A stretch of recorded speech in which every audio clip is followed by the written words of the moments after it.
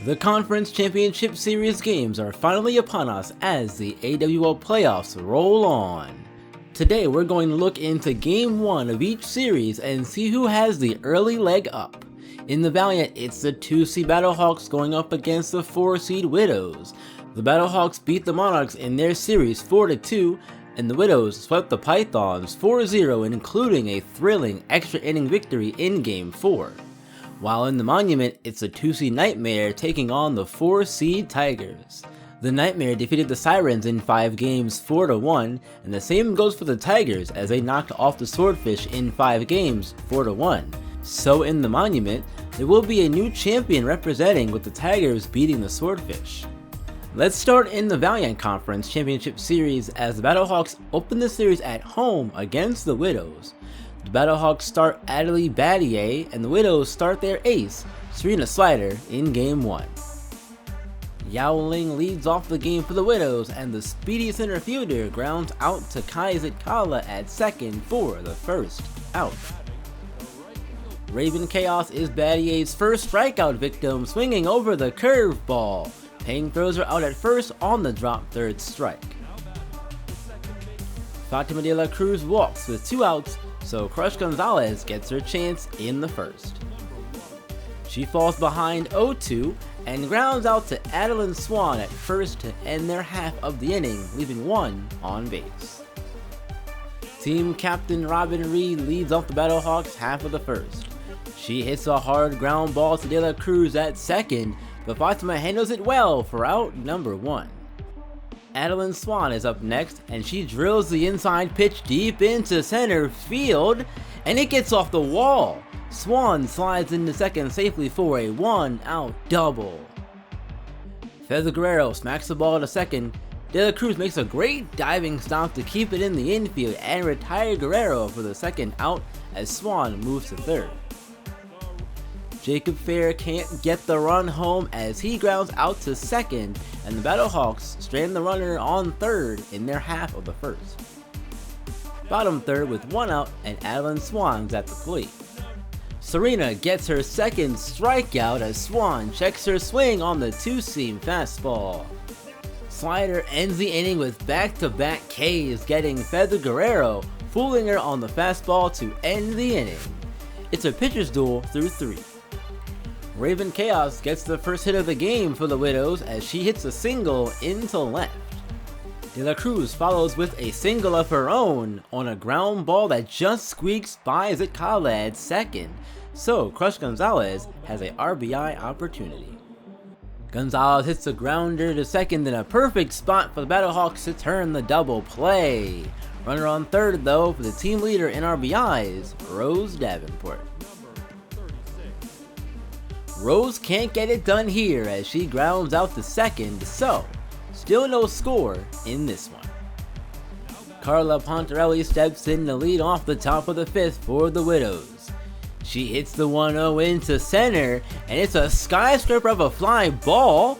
It just barely gets over the wall for a solo home run. Her third of the playoffs puts the Widows ahead first in this one. Later in the inning, Fatima de la Cruz singles into center with the bases loaded as a second run comes across to make it 2-0 Widows. Gonzalez comes behind her and drives in the third run of the inning with a single of her own. Tyreek Talon comes in to face Rose Davenport and she greets him with a base hit into center for their 4th run of the inning, and that gives them a huge lead heading into the bottom of the 5th. Slider starts the bottom of the 5th, striking out Aya Francoeur, swinging over the forkball. Put another in the K column for Slider as Payne goes down swinging as well. Serena strikes out the side as she sits Tyreek Talon down for her 7th strikeout of the game and keeps the Battlehawks scoreless. Top 7 and 2 outs for Carla Pontarelli with a runner on third. She hits a ball back to the mound and Talon goes down. The runner from third scores to make it 5-0 however. Talon exits the game after that, and the Widows win Game 1 5-0 and take the 1-0 series lead. The 3 stars are Serena Slider, Carla Pontarelli, and Fatima de la Cruz. Time to go over to Apple Field for Game 1 between the Tigers and Nightmare. Both teams' offenses have been on fire so far in the playoffs. Will the trend continue? CT Villanueva starts the Tigers off hot as he lines a ball to left center. It rolls to the wall and Chip Lightning has trouble with it.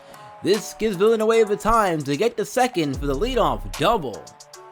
Runners on first and third for Mi Hong Lee.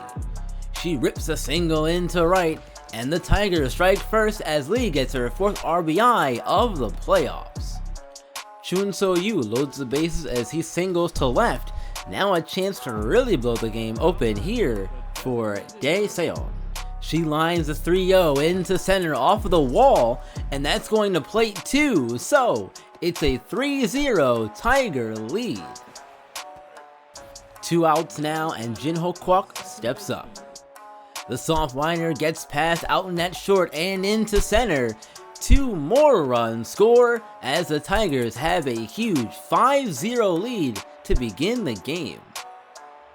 The playoff leader in RBIs, Chip Lightning, steps up with the bases loaded in the Nightmare half of the first.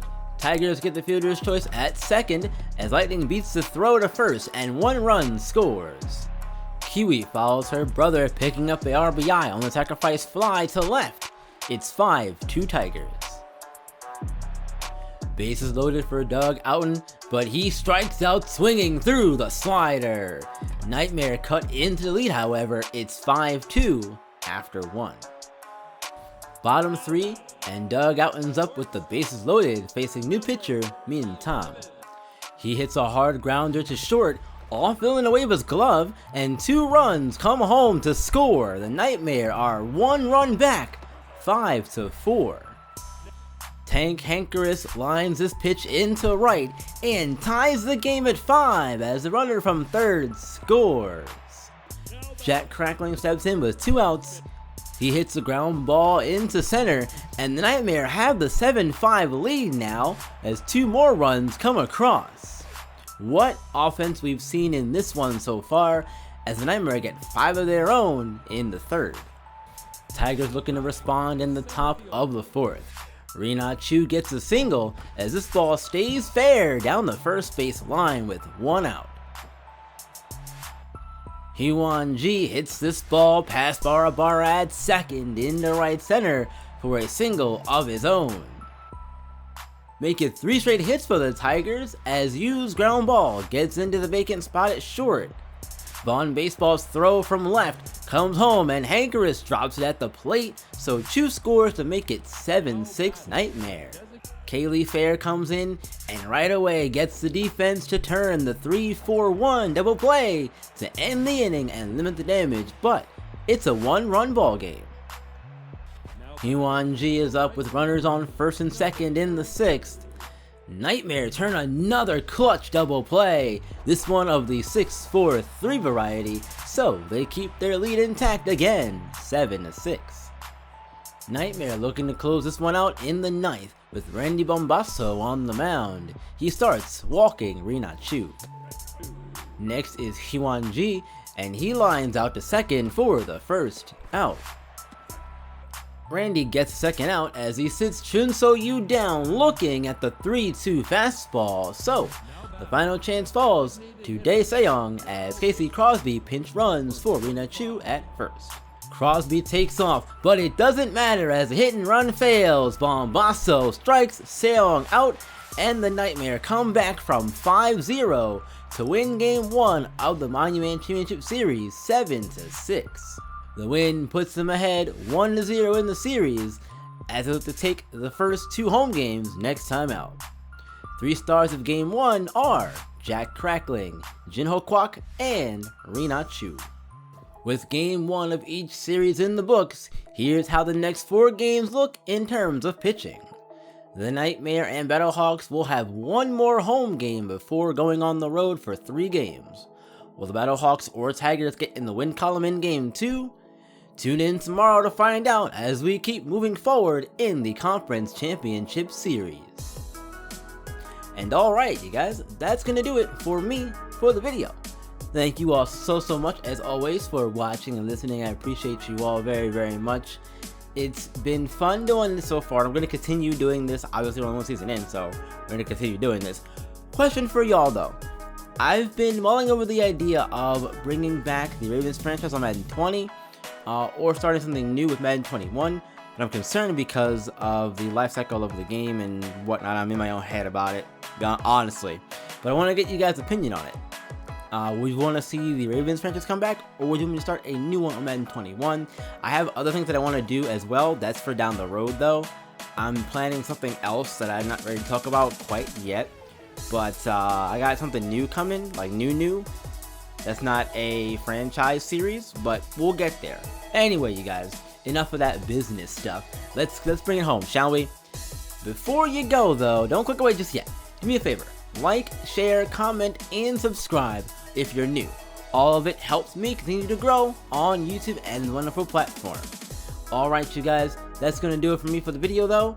I will see you all in the next one tomorrow. Also, be sure to like me on Twitter. No, follow me on Twitter. My outros are awful. I don't script these, as you can tell.